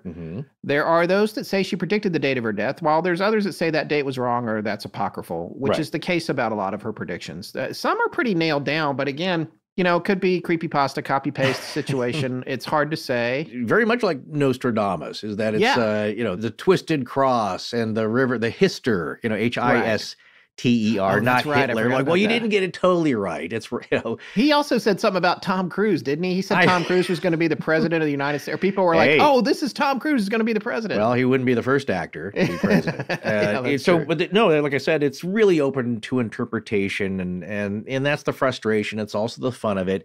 There's also weird things about it. It's like with Nostradamus, is that basically he'd make these little quatrains to sell, right? He's got 12 kids or something. He's got to put a lot of food on the table. And he did really well by selling these things, which are essentially like those, those little fun horoscope books you get at the checkout stand at the grocery store. People have equated his books, the quatrains, with that. And so it's like, this is kind of fun, pick one of those up when you're at the market. But they use that to say, like, well, he wasn't all that serious. He was just making crap up, and then you hit on some stuff. Right. There's a lot of people who say, like, no. If you really study it, he's much closer, but it takes some interpretation. So that's what we have here at the end of her life and career. That, again, I think it's, me personally, it's like, it was enough that was on, that is a logical conclusion of a prediction of hers to make it significant. I wouldn't buy into it, all of it, totally, but And she was pretty respected in Bulgaria. Slavik Indo said that himself in his YouTube video. He said a lot of people believed in her. We heard that from Nikolai as well at the time. She inspired a belief in the paranormal, and they were open to these ideas. And apparently she once said, "Nothing is accidental in life. Everything happens for a reason. The world does not change, it evolves." And perhaps it's through her that we have been able to glimpse some of what that evolution holds. Well, I'll buy that. I'll go along with that. I believe that too. Nothing is accidental. There's a reason for everything. You just may not know it at the time. How often does something but what we make? Well, yeah. And then how often does something happen that you again? It could be self-fulfilling prophecy, and you look back, it's like, thank goodness that happened. Yeah. That it didn't wreck your life as you thought it did at the time. It's good that you didn't have a relationship with so-and-so, or you didn't get this job. And there's been many jobs, I worked freelance for a long time. You get turned down and you look back on it and you talk to your coworkers like, yeah, thank God you didn't get that one. That was a nightmare. It's like, dodged a bullet. You dodged I've heard that many times. Yeah, you've dodged a bullet. And it's like, well, I was upset at the time. I lost a gig, but then another one came in, so that's right. Again, you have to look back on all this and take an assessment. And freelancing is such a double-edged thing. Yes. Because you're like, I need a gig. And then the gig comes in and you're like, oh, I don't want to do this gig. And then I've done that too. Yeah. Yeah. And then it goes away or you're doing nothing for months and then 3 things happen at once. Or if you plan a vacation or a trip. Oh, of course. Yeah. Immediately you will book the biggest job that's ever come across your lap. Well, what do we have for conclusions about either her predictions, her life, and how it connects to this story? Because again, she's a major element, but she's also a hired gun of sorts. Yeah, I think it's interesting. I mean, could we look at the whole idea with her, and Baba Vanga would be her own episode, or it may be a good junk drawer discussion, honestly. Yeah, I think so. The reality is, I think she got paid for a lot of these predictions, so she's making a living there, and I'm sure that she came from a very poor village, so that probably helped support her. But all across the research, we saw everybody seemed to think she was about 80% accurate, so that's pretty good. She, as you said, was a hired gun. The notable thing about her presence is that she changed gears on the target for the group. They said, hey, we're looking at something much bigger than Sam Wheel's treasure here. We're looking at the possibility of the first proto-human. For those of you that saw Prometheus, imagine finding that dude down there or something similar. This idea of this being, neither man nor woman, that precedes all of humanity. And it's like the featureless clay form, well, like a monkey, she called it, a yellow tinted monkey, or that shape. And I had this thought earlier today of it being like the clay for a golem. Yes. It's kind of formless, but once you activate it, and again, she said, as we said in part 1, once you open that thing up to the air, that's going to revive it. And what are you going to do then? Yeah, exactly. What are you going to do? Is it going to be happy? Is it going to be mad? Well, it could be like turning a freaked out monkey loose in your home. Right. And it just starts destroying everything, freaking out. Like, what am I doing here? I'm supposed to be sleeping for another million years. Or it leans up out of the capsule and pushes a little button on the wall that creates a black hole in the middle of the earth, and it vanishes. Yeah, people, again, this all ties into a greater, head scratcher about the CERN particle accelerator. People think maybe the future or our reality's altered already, and then you get into talk about the Mandela effect, and it's all weirdly connected. I think her main contribution was in changing gears of it. She was reinforcing what the other psychics were finding, and seemed to have similar ideas about what they thought was there. She's a part of Bulgarian culture, and it's a fascinating part of the story, I think. She had one more thing to say about it. We're going to save that for the end, though. I did also want to talk about, in 1993, there was apparently an expedition of several students who went to camp at the site and look for UFO activity. It sounds like some of our people. Somebody went out there we've heard some stories now. Let's go see what's going on there. And while they were there, all kinds of crazy stuff they said they had 21 or so encounters with UFOs, crazy lights in the sky, which villagers also saw. And I guess one night they had a fire and a beam came down and the fire went crazy and burned down a bunch of the tents, and they bailed. They were like, okay, that's it. We're out of here. So it was a CE5 Dyatlov right sort of event or themed, but thankfully they weren't hurt. It was just a very freaky night. Yeah, exactly. People are expecting things to be there. Like when you look for the location, and we talked about this, we had a listener actually submitted another Reddit post from somebody who did a bunch of legwork trying to figure out exactly where the pit was. I had sort of done this myself. This was only posted, look at this, a couple days ago by user Matt Perkins 86. And he's got some of the standard pictures there, which are actually, all these pictures I know are Dmitry Statkov's pictures from the journalists he brought to the site, and we'll talk a little more about that in a minute. At least the clear ones that you see that are really cool. I don't know who took the really blurry one of the tent over the opening, but this guy did some reverse forensic engineering with Google Maps and getting down on the 3D point of view and trying to determine where it was. And I think he's dead on. We've marked it on Google Earth, and we were going to talk about it in our next junk drawer. I'm not sure exactly when we're doing that, probably the next few days, but I think he's dead on. He seems to think it's where there's a tower. There's about a 2-story or 3-story tower there with some power lines going to it. I think it was a little bit behind there, but it would only be like 20 yards away. He's might be dead on himself. It's hard to say without going there. But what I was going to say is when you go onto Google Earth and you zero in on the site and you look at the coordinates, which we did dig up, what you see is all kinds of shots. You know, Google Maps and Google Earth will show you pictures of tourists that have been. And there's people that went there and they go and they drink at that bar, the hole right next to where it is. There's a rock that says the hole on it that marks the spot supposedly, but not exactly, but very close to it.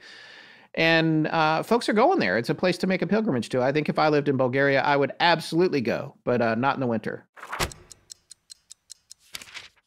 Are you 50 or older? Or are you close to someone that is? If so, listen up. If you're listening to this Gerber Life Guaranteed Life Insurance sponsorship ad, there's a good chance that you're alive.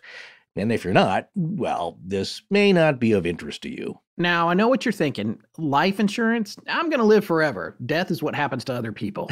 Well, for the sake of argument, let's assume you're wrong and that someday you won't be listening to podcasts anymore. I know it's not easy to talk about, so I'll do the talking. If you're 50 plus and alive, or 50 to 75 in New York, you can apply for Gerber Life Guaranteed Life Insurance with guaranteed acceptance regardless of your health.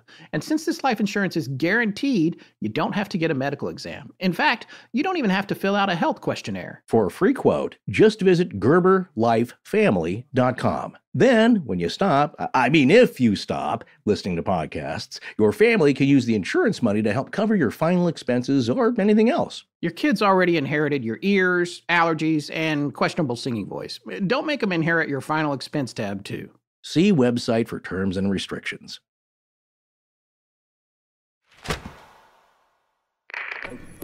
This is Marianne Delarocco, and I create art when listening to Astonishing Legends.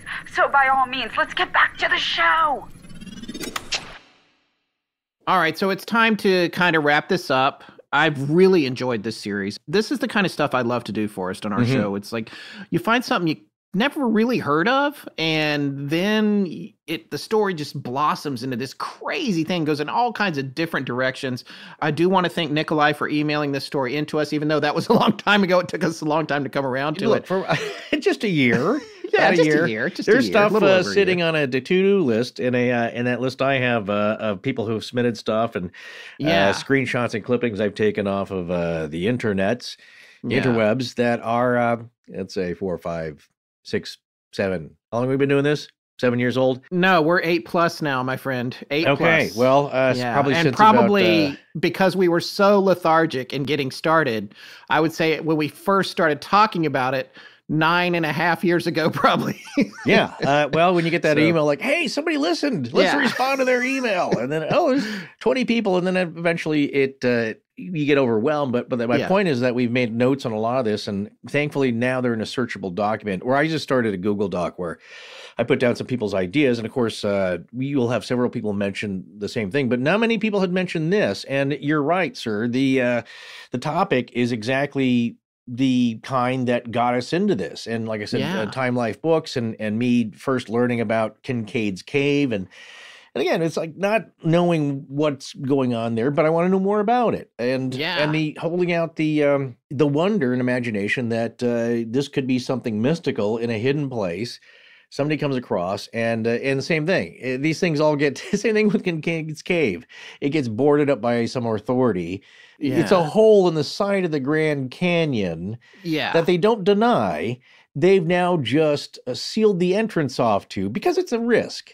But here's the weird thing about that. It's like, no one's getting to that thing. It's on a fairly sheer wall of cliff, you could say, in the Grand Canyon. Yeah. So it's like, well, you could rappel down to it, but really just odd that they would go to the trouble of sealing this up. Now, in this case here, they did this in the first dig, as Colonel Kanev says, is that, yeah, they sealed up the first one because, this is on ground level. They don't want people stumbling in there, getting hurt. This one was different where it's like, we're going to get to some of our theories here right now, but it's either just a attractive nuisance, another legal term I love, or it's a real nuisance somebody's going to fall into, then you got to rescue them, and or it's something where it's like, well, we're going to come back to this. We might come back to this. Well, here's what I'm saying is that there's it's sealed, but the reason for it is maybe not just because it's a potential hazard. Right. Well, that's the question. I mean, obviously we go back to, and the other, again, another one of the things that I loved about this one was I got to learn a lot about Bulgarian military history. That was fun. Yeah. It was the stuff that I don't think we covered it too much in high school or college for me. So I was interested in that stuff. I love history. Coming back around to Samuel or Tsar Samuel, pretty amazing guy. And I can't remember the last name of that family. I think it was Komatupola or I shouldn't even say it, but it has Comet in it. And because there were the four brothers and they were ruling Bulgaria at that time. That was their last name. But anyway, amazing dude, military tactician, really fascinating to read about. And did he bury something there? Maybe he did. What was the dream about? Maybe the dream was an alien influence on Kikaminov. We don't know. Could be the villager who had the dream. That's if you believe any of this at all. It's all of that stuff could be working together. We talked about Skinwalker Ranch connections, and we just mentioned it just a few minutes ago about the excavators not working. They're having problems with the gear, so now they're digging with shovels. That's another thing that's happening. The new season of that just started. Oh, I cannot wait to watch it. I can't wait. The previews look pretty intriguing. It's just entertaining to me. It is an entertaining show. I know a lot of people think it's staged. They think everything on it is staged. Well, they think everything is staged. Yeah, they think everything's staged. I think things are enhanced for dramatic effect, but I don't think... Well, they're edited together, but you either find something or you don't. That's what my point is about this story. You either have found something or you haven't, or maybe it's just a giant ruse, but I think, at least with that show, I was going to say, they are drilling into the side of the mountain. Don't spoil it. I can't wait to see no, it. I'm just saying that this is from last season. Oh, last season, when they did that. That's what I'm saying earlier about the material that was pulled out of this hole, this tunnel, and it's unknown. The least satisfying of all answers, we don't know. In this case, they have not an excavator, but they have a drill going into the side of the mountain. The operator said, well, it feels like this thing's hitting a domed structure or a hard surface in there, right? So then they pull out, of course, and they flood it with water. What's coming out are flakes that they then take to University of Utah, metallurgist. Yeah. And he's like, well, we can tell what the components are of these flakes. Yeah. And that it's a lot of silicon-based stuff, and basically the same stuff as the heat shield on the space shuttle. Right. Okay, you could say that's not totally off planet, right? Somebody could have got that, but what's it doing in the side of the mountain there? Yeah, and the other thing is the side of that mountain looks like it had, talk about intentional cover-up, like a cave-in or something. There's a section there that looks like it was demolished or intentionally... Yeah. Which would have happened a long time ago. So So your point of connecting this to the theme of a Skinwalker Ranch, there's a lot of similarities, especially what people have been discovering afterwards with all this high strangeness. Yep. But again, this is a lot less accessible. On the other hand, this wasn't all that long ago. Scott and I certainly remember 1990. Yeah. And so that's the other thing I like about it is that you do have also documentation, some of it which survives. And again, if you couldn't show the notebooks or pages from it, if you didn't have, again, a lot of people will say, why is it always some farmer out in the middle of nowhere claiming this stuff? And the people are doing interviews, and you can still see them. And there's some that have been taken down, but there's others that are up there, like Elisaveta Laginova, the lead psychic on there. There's lots of interviews with her and a couple of Kanev, right? Colonel Svetko Kanev is interviewed for Bulgarian TV, and he explains a lot of this. I mean, it's translated. It has to be translated. But he's definitely, though, my thing about him, I love him, but he's definitely drinking the Kool-Aid on this whole thing. I mean, he's just like, we're talking aliens. He's gone down. He's like, I am in this rabbit hole. Let me just tell you, this was weird. And I'm not debunking him right now or trying to belittle him. What I'm saying is, you and I know that look. It's the look of somebody who saw something they can't figure out. It's not just, I'm trying to tell a crazy story. It's like, I saw something that changed how I view reality, and I don't know how to convey that to other people. So I'm just going to tell you everything that happened. Exactly. Look, we will come across these personalities, let's say. And again, so you have these check boxes people want ticked. Well, okay, so it's not some hick farmer, right? Some redneck, too many beers, and he's getting attacked by goblin owls, right? It's not that. We've got high-ranking military officials, but if you individualize them in a sense, you can box them in. Major Philip Corso with Roswell, the technology he's claiming that was reverse engineered. Now you have the whole general staff, a lot of them, of the Bulgarian military and government officials and scientists who are interested in this. As he said, they all took an interest in this. It's not just like, well, I got some wacky colonel. Let's let's sideline this guy, or you're decommissioned. That's it, or give up your command. You're done, like their bosses were. Once the new superiors came in the military, this was like, show me the receipt for this thing again. What? Yeah. No, you can't be spending 11 million levs. Right, okay? right. So we're not 16 look. million. 16 million levs, about 11 million US dollars, I think. 10 to a million dollars, counting inflation and time. And it's like, we're in a huge recession here. We cannot be Our government spending money collapsing. on this. And that's the thing, though. But it was enough. It was a gamble, I see. That's kind of what I'm leading to. Is like, look, if I was presented with this, it's a bet. So if you look at Colonel Kanev in the video, terrific, outstanding mustache, by the way. Yes, I love that. world And class. he just looks really cool. But he's also a scientist, right? He's with the scientific detachment for the government. So he's a bit of a scientist, but he's, as he says, though, about the materials and what he described, he said, look, I'm not disparaging our top scientists in the country here or our core of engineers. I'm just saying that they saw some materials that they can't explain, that they gave me unsatisfactory explanations for. They just don't know what it is. But they also weren't there in the hole. Yeah. Like I was. They didn't see what I saw. Let's talk about some of these other possibilities. The idea of a metaphorical treasure, that hasn't really been mentioned, other than maybe that's what this alien or proto-human is. I didn't read anything about the Holy Grail or the Ark or the kind of stuff that you hear about Oak Island. It diverges there. There was no mention of stuff like that. But you come back to this, the monkey and the capsule and all the stuff that Baba Vanga said and the stuff that Laganova said as well. Mm-hmm. Is this the first being on the planet? And if so, why is it there? And what about these stories of these force fields and green lights, and they're shooting and the bullets are stopping and falling to the ground and people being thrown against the wall? That may all be apocryphal. It may all be like made up, but there's a lot to feast on here. And and again, coming back to a friend of ours who said, it was the fall of communism. There was a lot of experimentation going on, nuclear and otherwise. Maybe they were putting something in the hole. Maybe they were putting nuclear waste in there. Right, bearing some kind of something toxic. Right. Okay, my only thought about that, and you tell me what you think, Scott, but I thought that's definitely a possibility, is that you have people doing, all governments do this. Listen, any successful huge entity has got dirt under their fingernails, so to speak. Right. And so you get some toxic stuff you're goofing around with. You want a place to bury it. So you concoct this crazy story to cover yourselves, cover story. Right. And then you just, for 2 years, you do some digging, stash whatever you're going to do, and call it a day. Seal it up. You're done. Yeah. And my only point with the logic of that is that, listen, this is an Eastern Bloc country. They're not really known for their transparency or willingness to do that. Right. Why do you even need to make up a story? Why do you even need to draw attention to it? You're in a sleepy village of which there's 80 to 100 people. It's never really visited in the winter. People do go there a little bit in the summer. There's no activity. People don't come out of their homes until the weekend. Yeah.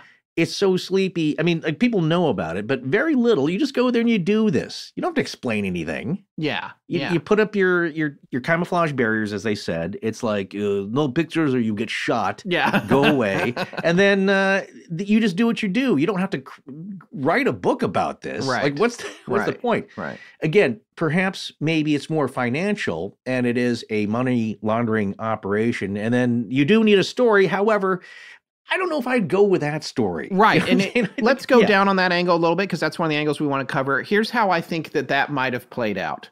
I feel like a lot of times things get changed. And this is something from stories we've covered over the years. folks tend to think, oh, well, it's always this way from the jump. It was a hoax from the start. It was this from the start. I don't think that's how it happens at all. Like, I always go back to the Delphus Ring. I feel like our witness there, Ronnie, yes. I feel like he was the boy at the time. The boy at the time who saw the UFO and the ring. I think he saw that at first, and I think it's entirely possible later, because people didn't believe him, he began to exaggerate ongoing things. And I think that probably happens.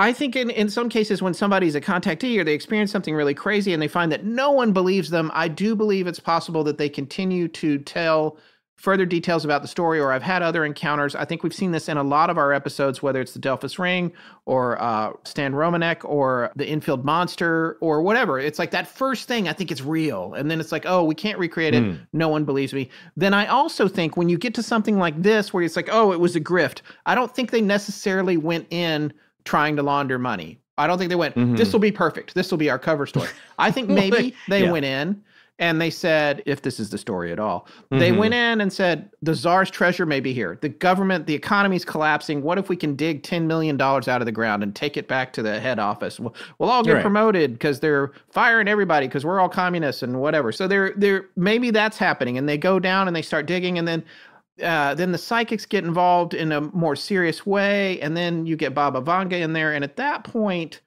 maybe there were people involved that didn't believe anything about the psychics, but they were like, this is an easy way to make a bunch of money go in weird places, and like my bank account. And so they say, hey, again, you know what? The brand new excavator broke down. Can you send us 4 more? And then they buy one and they keep the money for the other 2. Everybody's seen Ozark, right? Yeah, that's what you do. Here's the weird thing. Like I said, they stopped doing that. It's not like, okay, if you got crazy, Oak Island, where it's like, well, we know there's a new season coming. They're bringing a bunch of heavy equipment across the causeway. Yeah. So that's how we know we're going to do stuff. Here, they went the other direction. It's like, well, we brought an excavator. It was brand new. Hydraulics working.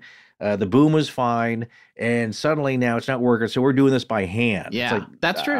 Okay. Yeah, but where's the money going? Where is that money going? That's what I'm saying. So, Scott, that's the point about, that I have doubts, let's say, about, unless it's some way that we don't know, of course, and of course we don't know. We're speculating. It's all speculation here. Right. Well, if Svetko was taking the money, he certainly wouldn't have to write a book to make a little money after that, because he would have had 5 million levs or whatever. It's a weird idea. Yeah. I mean, it's all weird. Look, it's weird if it's real and they took this seriously from our, of course, USA perspective. Yeah. Like, why would you do that? Well, listen, again, as I said a little while ago, it's a cultural thing a little bit.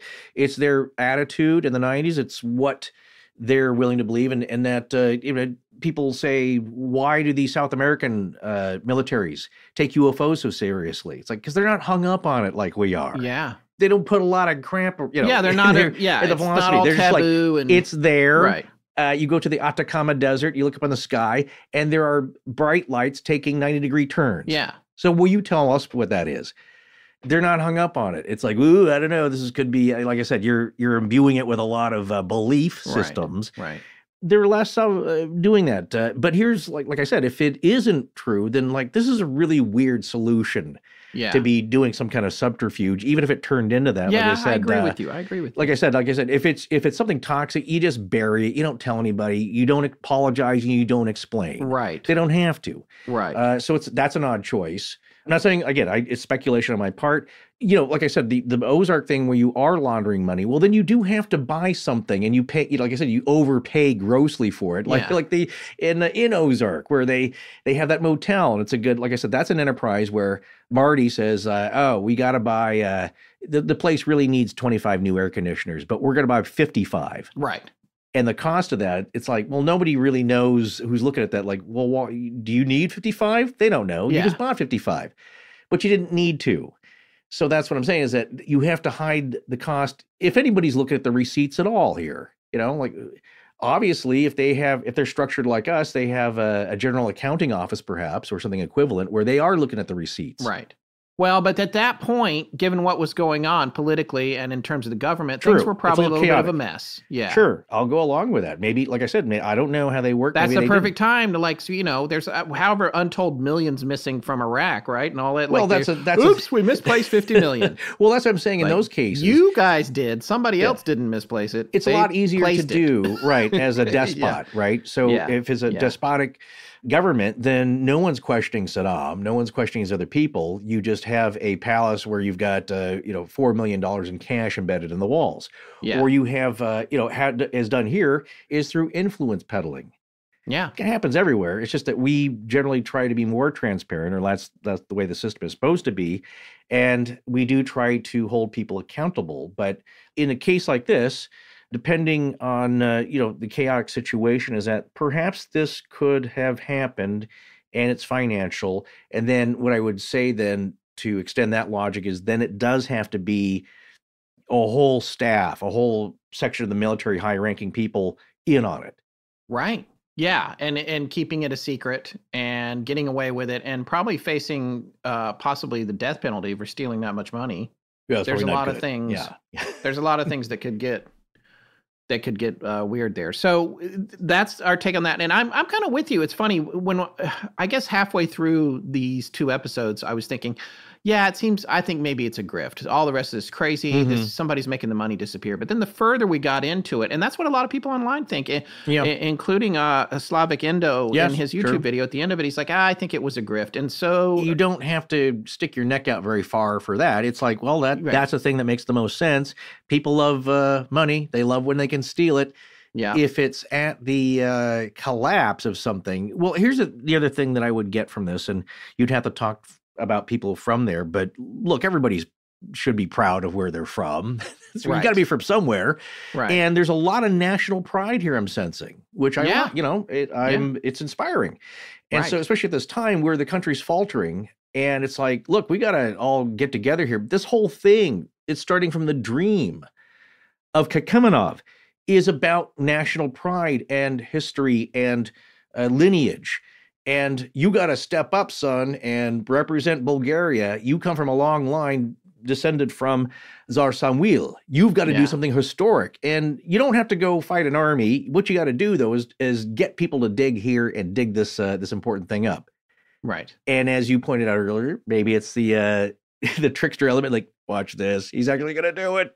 Yeah, I'm gonna make the officers dig. Yeah. Right. So, but it's all based, though. The reason that they undertook this, and it's what Colonel Konev says, that they're on board because this would be a great thing for Bulgaria, is that they need the money. It's a national pride thing. Imagine this, the small Eastern Bloc country that now has some big secrets. Yeah. That they're holding on to. And then you wonder if you do believe Elia Loganeva, is it went to other, as she said, more, I guess, prominent countries. So who took over? Who's got that info? Yeah. Who has it? I wonder what she thinks. And like, for me, when she's saying that, I feel like the obvious implication is the US or Russia is decoding those notes. Could be. So which one is it? Russia's got proximity and deeper ties. Now you have a really freaky Mission Impossible movie with talking about Tom Cruise. Yeah, this would make an excellent movie. You could fictionalize the heck out of this away. Well, it could be in a movie sense. This is the MacGuffin, right? It's the glowing thing in the briefcase. Yeah, you can never figure out what it is. You'll never make it. Because I tried to write in screenplay class something like this, and they were like, "You're never going to be able to make that thing at the end the right thing." You know, you just can't. It's interesting you say "thing" because again, reading over Colonel Konev's book excerpts here, and it is translated from Bulgaria, is that in quotes he calls it the thing. And that's what I'm saying. This consciousness is, how do you describe it? It's a thing. It's a force. And that's what I got at the end of it here, is that they're dealing with a force. And what he says directly is that we have all these questions and you're not going to get an answer. And that's the answer. Yeah. You have to live with the question. You got this far. I love it when Forrest says live with the question. Well, you could attribute that to Colonel Konev here, where he's saying, like, we had so many things we wanted to know. These secrets are, it's the biggest carrot in the world, in the universe, dangled in front of you. It's like, you can get a look at a partial bit of string and a little bit of carrot, but you're not going to see the whole carrot, and you're not going to get the carrot. And you know what else is, by the way, geographically interesting about this? When you look at this on Google Earth, as everybody knows I love to do, find out where the places are that we're talking about. This spot is dead in the middle of the continent. If you were to come down to this planet from somewhere else and be like, let's get this in a specific location, equidistant from the closest water and the borders of the continent and that sort of thing. That's where it is. I mean, this is like if you dropped a pin, you pulled up this section of the world and you dropped a pin in the middle. That's where Tsarichina is. Yeah, it's Western Bulgaria, just south of Sofia. Like I said, the only bus that came in 3 times when the weather's good, 3 times a day from the capital city. And if you look at the region, though, I was going to say with Kanev is that, it's a mystical place in a sense. It's a sacred Bulgaria. It's a sacred country. There's a lot of pride there. Yeah. And we have a different viewpoint here in that people don't feel the same way about the country as a whole. And you may have some regional pride. A lot of folks do, but it's a different thing. It's a different setup. And so what you have to realize there is that they feel differently about this prospect. And then as it goes along, it's like, as Kanev said, is like, we may have started off wrong, but there's no, you can't stop this now. We pulled the trigger. This is happening. Yeah. And we're going to have to see this to the end until somebody stops us. And he said, it's something you had to live through. That really stuck with me. This is an experience that we had to live through. There's no, again, as to remind you, what we said in part 1 is that they thought this was going to be done in 3 days. That's what they were told. Yeah. And again, that's a Hungry Ghost thing. It's like, hey, one more thing. No, you're not quite there. You're almost there. All right. So here's the last thing I want to touch on before we wrap up, and that is Dmitry Stotkov, the journalist who really broke this story. He's the guy that uncovered the story. And when you read the article from Blitz that we used for a lot of our material in part 1 and part 2, I did reach out to him on Facebook. I didn't hear back from him, but we're not friends, so he might have just not seen the message. But in the Blitz article, he's like, you know what? I broke this story and the world ran with it. It went crazy and nobody really thanked me. And he didn't sound bitter. He was just like, look, this came from me. A lot of people repurposed the things that I did. He's the one that has the amazing photos because he took his photojournalists with him there 2 or 3 at different times. Amazing images. And towards the end, before they went to cover it up, they invited them out to go into the hole. Him, of course, and his people, his photographers, as well as other folks who came along all after the fact, all the stuff that he was doing on that for that paper night work. And they went down in there. And that's what our opening quote was about that Nikolai read for us. It was about that experience of going into the hole, and it was a very visceral experience. And they went all the way down to the end where it was a dead end. Mm-hmm. So whatever was down there, if you're putting nuclear waste in there or you're doing anything else, it was clear that a lot of work had really happened. It was work that was technically complex. But it seemed to me that Stotkov's point of view was this was just something that got out of control. Everyone let their imaginations run wild. Okay, yeah. It wasn't necessarily grift. They were just like, oh, what's happening? And they're getting exciting. And everybody's probably raw because of what's going on with communism and the fall of the wall. And they're just, everyone's bumping into each other anyway. They're just like, where do we do now? Keystone Cops a little bit. And I'm not belittling them. I'm saying your sense of identity goes away. You get confused about things. Anybody that's been fired from a job they really love knows that feeling. So it's just kind of like they're probably all over the place anyway. What do we do? Well, we've still got an army and we've got some heavy equipment and the psychic says there's something over here. Let's go check it out. And so he seemed to be thinking that it was that kind of thing. He's the one that suggested that Laganova had experienced doing those markings and hieroglyphic type markings in the ceramics class. And he just seemed to think that it got blown out of proportion and all this money got spent and then it got shut down. He also admits he was not in the hole. He's an outside observer. Yeah. Right. That he wasn't in there until the end when they said, hey, go down there and look around if you want. Go check it out. And they went down there and they took pictures and those pictures are on the internet. Like we said, we'll have links to where they are. We can't put them on our own page because we didn't get permission, but they're amazing. And there's one Twitter, I think we'll put a link to that tweet. There's a, I did. Well, maybe I did not yet, but I do have I have the link where he's posted. An educator, a Bulgarian educator who posted a lot of the pictures in a Twitter thread. Right? It's a Twitter thread. Yeah. So we'll put that up there where you can see them as well. But I just want to give credit where credit's due to Stotkov because I think he did get shortchanged. Without him, this story might have not ever seen the light of day because this really was in the middle of nowhere. He's the one that broke it, and then everyone else came along. So shout out to him if he ever does, in fact, hear this episode. I guess the last thing to say is, we're coming back to Baba Vanga. She was convinced something was down there, and Laganova was as well. But this is too big a project to undertake without money. So we'll leave you with this.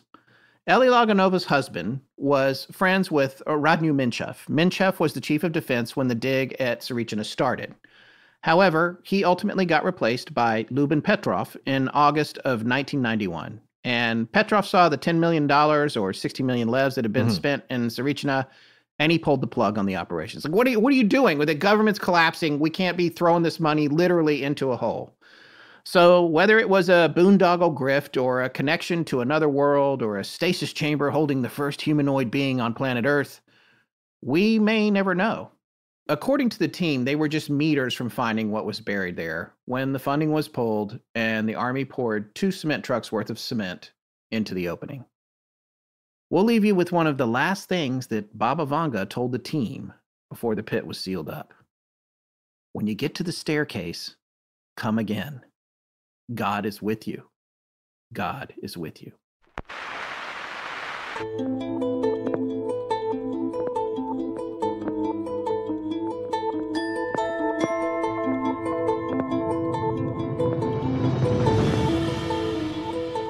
That's going to wrap up our series, Entombed in Tsarichina. We'll be back in 2 weeks with a new show. Join our Patreon to hear us on the much more candid Astonishing Junk Drawer, which we often do live on video for our patrons at patreon.com/astonishinglegends. Astonishing Legends is edited by Sarah Voorhees-Wendell at VW Sound and co-produced by Tess Feifel, who is also head of research and the social media manager. Our technical producer is Ed Vicola, or as we call him, the Mechanic. Special thanks to our announcer, John Boland.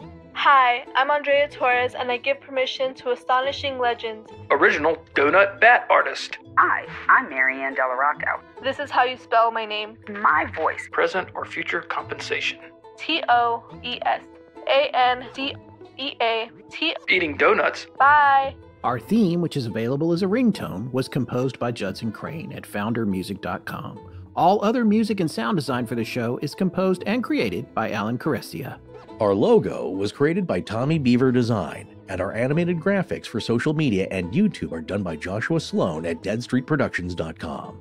Every episode going back to September of 2020 has a transcription available on its corresponding webpage at our website. Earlier transcriptions can be made available upon request to astonishingcontact@gmail.com. Astonishing Legends would not be possible without you, our listeners.